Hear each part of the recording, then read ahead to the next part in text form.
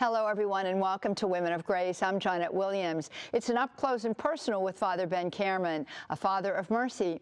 He'll share with us about his call to the priesthood and religious life, how he discerned the fathers of mercy, and his work with post-abortive women and others who are complicit in an abortion. It's going to be exciting. Stay with us. We are women of grace round the throne of the Lord Most High.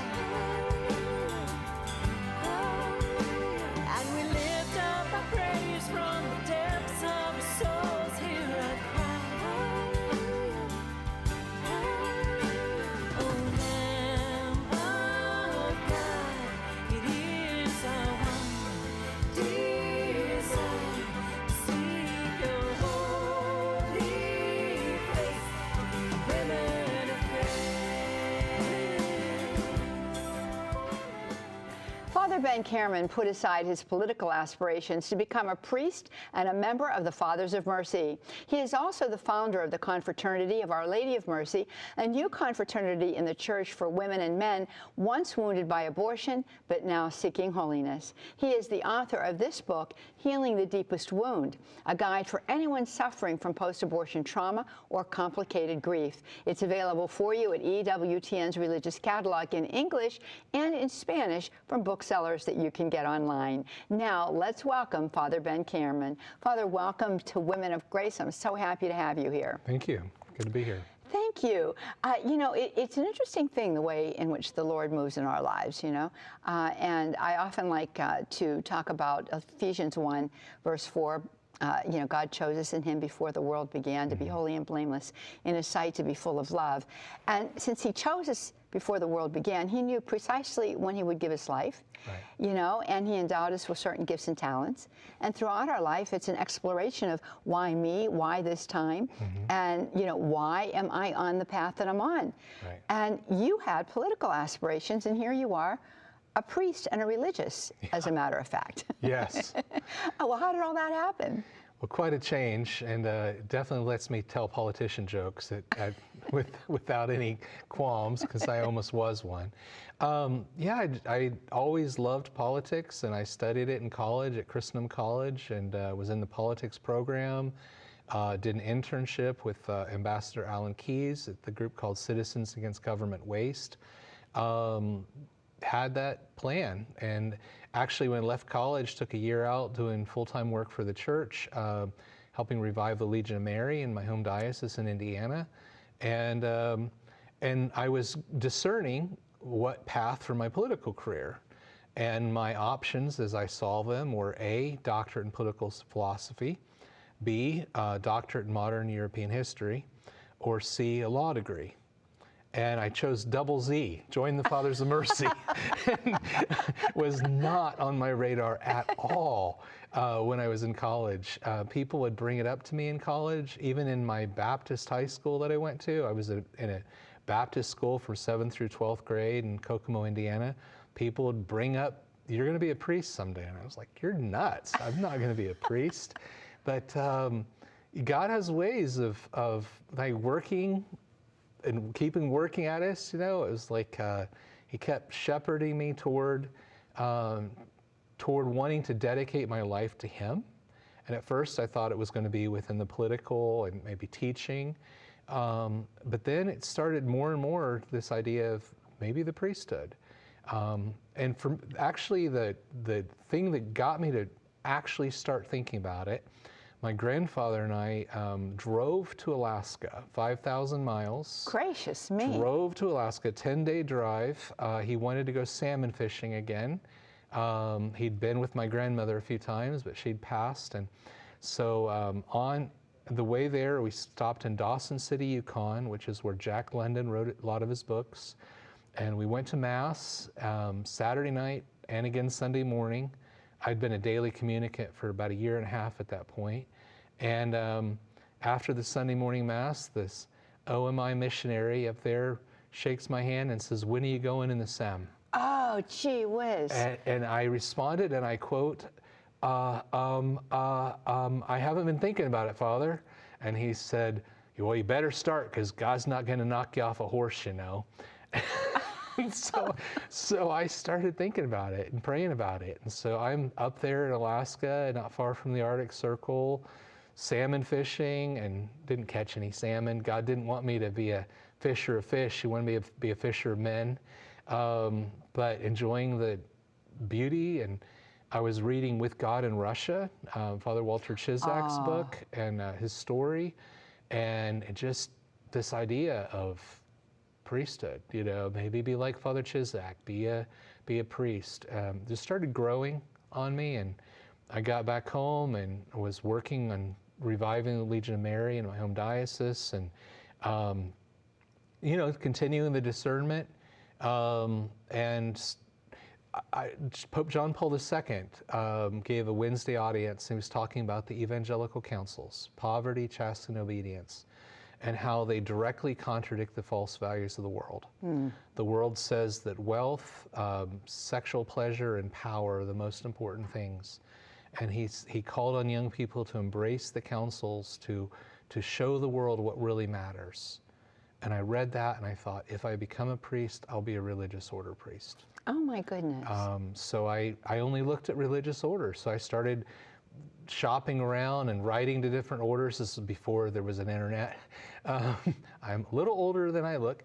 And that must apparently be so, because you look very young. Yeah, so I'm actually 56. Oh, are you really? Yeah.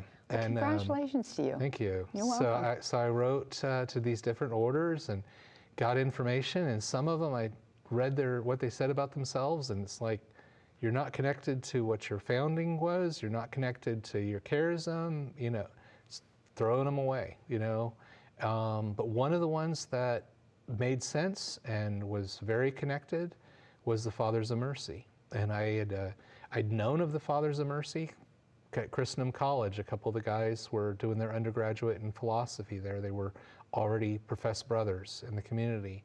And so I decided to visit, and just everything made sense. I grew up in Indiana. I've always loved the countryside. When we take parishes, they're rural or neglected areas. Parish missions and retreats made sense to me. I'd never attended a parish mission to that point in my life. In fact, the first full parish mission I ever attended was the first one I gave. No kidding. Yeah. That must have been an interesting experience. Poor people in that little town in Arkansas to be the first one for me. Well, they were kind of like the midwives for that portion of your charism, think so, right? Yeah. So, it's just a beautiful charism. But the mercy of God, we're very Eucharistic. We're consecrated to Our Lady, especially as the Immaculate Conception. We, as an order, are consecrated to the Immaculate Conception. As individuals, we are. We renew on her feast day every year on the Immaculate Conception. And you know what day I'd made the total consecration according to Louis de Montfort when I was a freshman in college? On the Immaculate Conception. Yikes. So it just all fell together. Oh my goodness. And emphasis on the mercy of God and the sacrament of confession was huge in my life. And since my first confession when I was 13, because I was one of the kids who didn't get them in order, because in the 70s, experimental stuff, my first confession, 13-year-old 8th grader, was so impactful that from that point, I went to confession at least once a month. My entire life, I've gone at least once a month. So it all fit together. You know, it's a beautiful story, and I want to just touch on some of the points that you've made here that I think are important. God does have a plan for us, and He gives us these little indicators that happen throughout our life. Sometimes it comes by way of others. Just there you are in a Baptist school of all places, being told that you should be a priest, right? How unusual is that? And then there's the trip with your grandfather, which is just a really beautiful thing. I mean, it's almost a metaphor for God the Father taking us into the wilderness to speak a word to us, right? And the word is spoken through this secondary instrument who is this priest, right? OMI priest, I think you said he was, right? Beautiful, and he's emphatic about it. and he gives you a really good word of wisdom. He's not going to knock you off of a horse, Right. because sometimes that's what we're looking for. Right. But where does he speak? You know, he's that still small voice, right, in the inner confines of our being, like a whisper that comes Right. along. But you are open to, you know, Yeah. and I think our mother prepared you, because, you know, you were already very much engaged with work in her area. Right. You know, getting the Legion of Mary revived. Yeah. And so she also was right there front and center for you. So, you know, when you gave way to that, then the whole road opened up before it you. did. How Yeah. beautiful is that, Father Oh, Ben? it was wonderful. You know? It just, looking back at my life and the different things that, sometimes small things that the Lord used to point me in the right direction and to set me on the path, it's just an amazing journey. It brings tears to the eye, doesn't it?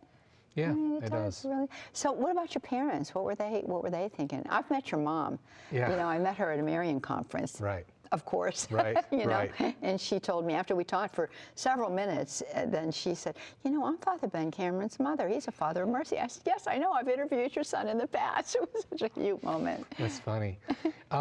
They were surprised when I brought up the priesthood, because we didn't really have a whole lot of history of that in my family. My grandfather, the same grandfather, my mom's father, had a cousin who was a priest, and I actually anointed him shortly before he died. But he was 2 generations ahead of me. He was ordained 55 years before I was. So it wasn't really in it's normal in our family for some of our sons to become priests. So they were supportive, but cautiously, because it was like, why are you doing this? But once they saw that it was an authentic vocation, they were very, very supportive. And in fact, my parents have always insisted on calling me Father. Really? Yeah, and I never asked them to do so. They just call me Father Ben. And my sisters taught her kids to call me Uncle Father Ben. Oh, that is so cute. Well, you know what? There's something very beautiful about that, because the fact of the matter is, it's deep respect for who you are in Christ. You're in persona Christi. You're an alter Christus, right? So the vocation itself elevates you to a position, you know, of ministry, and they acknowledge that. And what a tremendous respect. Yeah, it really for the is. priesthood It and is. for you as priest. Yeah, it gets a little interesting sometimes when somebody says, "This is my son, Father Ben," you know. But Yeah. but I've always been Father Ben rather than Father Cameron, because there's an old tradition that diocesan priests use their last name, and religious priests use their first name or their Really? religious name. So most of the Fathers of Mercy use Father in our first name. So so when people call me Father Cameron, I'm not sure that they're talking to me, you know, but it's because I'm just Father Ben, you know. Yeah. And but I love it, and it's neat that my family has embraced that too. Yeah. Oh, what a beautiful story. And there's more to come. So friends, we invite you to stay tuned. I want to once again hold up Father Ben's book. It is called Healing the Deepest Wounds, a pastoral guide to abortion, trauma, and grief. It's available for you at EWTN's Religious Catalog. It's also available in Spanish, but not at RC, not at Religious Catalog. You can get that out there at Amazon or any other bookseller, I would imagine, on the internet. So get it there in Spanish, but in the English, we've got it for you. And I always invite you to shop at EWTN's Religious Catalog. Beautiful gifts there, wonderful books there, tremendous resources for your spiritual life. We're going to be back after this break talking more with Father Ben Cameron. Stay with us. Welcome back, friends. We're visiting with our guest today, Father Ben Cameron. He is a father of mercy. He's telling us his story about his call to religious life and to the priesthood and how God has worked in his life in that way. And I really want to encourage you, if you're watching today and you are a gentleman and you think that God might be asking you to be a priest, to be open to that idea. to see how he begins to open doors for you, to begin to pursue the thought in prayer, which is what you did, Father Ben, right? Do want to remind you about Father Ben's book. It's available for you at EWTN's religious catalog. It's called Healing the Deepest Wounds, A Pastoral Guide to Abortion, Trauma, and Grief. Strongly urge you to get a copy of this book. It is one that I think you will be able to use in your own life. If you have not had an abortion, this book still is going to be very, very useful to you, because I'm sure that you know someone who has, maybe even a family member. This is going to give you very good insight, very clear guidance on how you can be a spiritual companion and aid to them as they make their journey through the trauma of abortion. Father, you know, you were sharing with me something very precious, I think, when we were on the break there. The priest that you met up there in Alaska, you were in the Yukon at that point, right? And you met him, and he was the one who said, you know, when are you going to enter the the seminary? And said, you know, the Lord is not going to knock you off of a horse. You kept in touch with him. I did. So when I was getting ready to enter the novitiate, I wrote him a letter to tell him, you know, that I was entering and the community I was entering. And he wrote me back a beautiful letter with encouragement, with some good, really wise advice, which I tried to follow, and I've tried to share with our guys as they've come along in formation as well. And then I wrote him again when he was getting ready to be ordained a priest, so that he would know. Because I think so often priests don't know if they influence somebody else's vocation. Yes. You know? Yeah, and what a beautiful gift to him, a real tribute, and to keep him involved. And I'm sure that he was praying for you the whole way through. And he spiritually fathered you through his prayers to the fullness of your vocation. What a beautiful thing. Tell us a little bit about that process, right? I mean, a religious order priest is different than a diocesan. Sure. Share with us a little bit about what it's like at the Fathers of Mercy and what your personal experience was like. So our formation process goes through, we have guys come for 6 months or so of postulancy, in which they are living with us, they're praying with us. We're doing a lot of human formation. That's a really big thing as far as priestly formation and religious today. So many of us have grown up in broken homes or kind of dysfunctional homes, different problems, and it's not like it was hundreds of years ago when families were always intact and pretty stable. And so the first 6 months of a lot of just working with the guys and helping them develop as men. Yeah. After the postulancy period, men enter a novitiate, and that's a year of intense spiritual formation. So they've already been doing some spiritual formation, but really learning about the life of prayer, engaging in that more, learning more about our charism, learning about the vows of poverty, chastity, and obedience, what those mean, how they're lived out in our order. Chastity is lived the same in all orders. Poverty and obedience have little different ways that they're lived out in different orders. So learning how we live them. And so the most important job in our community is the novice master, because he's the one engaging in the first year and a half of formation with the men. A job I've never had and probably will never have, and probably best, because I don't know if I'm able to live in a place for that long, just focused on a couple guys, you know, but that's a very important part of religious life. So everybody entering religious life goes through a postulancy and a novitiate. And then after when we finish the novitiate, we make vows, and that's when we get the badge, the Fathers of Mercy badge. And then the men go to seminary, and they have a minimum of 3 years of temporary vows. So living the vowed life, and even when I just preached for the first vows for one of our guys.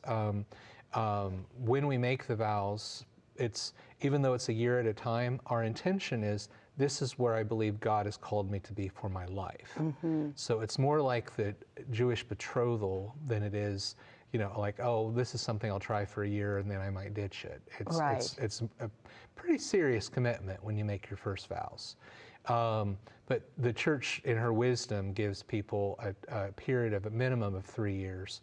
In some orders, it's more like 6 years of living the life before they make their final definitive commitment, their perpetual vows. So for a man studying for the priesthood, he has to go through the temporary vows and be in perpetual vows before he can be ordained a deacon and then a priest. Okay, so how does that transpire? Where did the Fathers of Mercy go for their seminary? Right now we're using the Pontifical College Josephinum, which is Okay. the only pontifical seminary in the United States. It's in Columbus, Ohio. Right, yes, yeah. Is Father Cameron still there? And he was Father there Peter John Cameron, the mhm. Dominican, I don't believe he's still there. Okay. One of our priests, Father Victor Moratine, our student master, is there forming our men there. Oh, okay. And then he's also a spiritual director for a lot of the diocesan men there. Beautiful, Yeah, beautiful, beautiful. So you've got 3 years in temporary vows. Minimum. Minimum. Yeah. Okay, and then seminary is what, 4 years? Seminary depends on when a guy comes in. So Okay. if I came in with a degree from Christendom College, which included almost all the philosophy I needed. So I went, after first vows, I went directly to theology, which is 4 Okay. years. A lot of men come in with a secular degree, business degree, marketing, whatever. They're going to have 2 years of pre-theology, mainly philosophy studies, and then 4 years of theology. We also have men who come right out of high school. Yes, I was going to ask about So that. those men in our community, they do their postulancy, their novitiate, and then have 4 years of undergraduate college, getting a degree usually in philosophy, and then 4 years of theology. So it's between 5 and 10 years of formation, depending on where a guy comes in. Yeah, that makes perfect sense. So in a standard way, let's suppose you come in with a degree, so it's 3 years, and then you've got your 4 years, so that's 7 years, and then you have 3 more years before you're ordained a deacon? So the 4 years of theology, and then toward the end of their theology, they're ordained a deacon. I see, okay, And very then good. after they finish their theology, they're ordained a priest. Yeah, that's a beautiful thing. Now, I'm familiar with the Fathers of Mercy, and God uses all of the gifts and the talents of the men within the context of the Fathers of Mercy, and He's used you in a very specific way, and I want to give some time to this today, and it has to do with the whole area of healing from abortion. Right. Very specific and very necessary. Right. That pastoral care cannot be, overestimated. It's so essential for these individuals. Share with us a little bit about how it was that your heart led you that way and how the voice of the Holy Spirit took you on the ride in that direction. Don't really have time for the whole story, but through my life, God has given me a lot of women friends. And through the ministry with them, friendship with them, then ministry with women, starting to do a lot of women's retreats, mother-daughter retreats, really started seeing how much woundedness is there. Yeah. And that led me to that desire to, as I said in one of the other episodes, I think yesterday's, to get more tools for my tool belt, Yes. so that I would know how to help them better. But once I experienced a Rachel's Vineyard retreat, it really transformed my priesthood. It took it to a whole new level, and a gift of compassion, and a gift of being able to sit with people who are hurting and in grief. And that it's something that just over the years has just grown and more in my life and my ministry. My main work is preaching parish missions and retreats, but the post-abortion ministry is always so connected to it, because I'm always inviting people that no matter what sins you have, no matter what wounds you have, if you've suffered abortion, if you've suffered sexual abuse, anything like that, come and talk to me. Let me help you to begin the journey of healing. And there's actually a prayer at the back of the book called A Prayer for Inner Healing. I pray that over people a lot. Yeah. And that's something I would encourage somebody who gets the book, have your priest pray that prayer over you. Yeah. You mentioned that so many of the men come in, especially today, from broken homes, all kinds of different wounds of the heart. There's father wounds, mother wounds. Yeah. There's, Father McAleer, who has been in the healing ministry for many, many years, says there are 3 wounds that are common to everybody: betrayal, abandonment, and rejection. And God wants to heal every aspect of our being, right? Right. And I think it's important for people to realize that there's no sin that's greater than God's mercy. And the sacrament of reconciliation Right. is a sacrament of forgiveness, but also a sacrament of healing. Yes. And we forget that. So, Father, I want to thank you for giving your fiat to Thank you. God and becoming this beautiful Father of mercy who does such great work in the lives of so many people, no matter where he sends you. I appreciate so it. thank you. Thank you. What a joy. Well, friends, we do want to send you out to EWTN's Religious Catalog. Again, we're talking about this very specific wound to the heart, but no matter what the wound to the heart might be that you have, this book is going to help you, and that beautiful prayer is at the back of the book. So I want to encourage you to go out to EWTNRC.com to get a copy of this book. It would be wise for you too, and very charitable of you, great generosity of spirit, to buy a few of these books so that you can give them out to people that you know that might need to understand that God's mercy is there for them in this very specific way. Also to give to your parish priest. There's a whole chapter in here that is really geared for priests. That's EWTNRC.com. God bless you now. May the abundant life of Jesus be yours. Bye-bye now.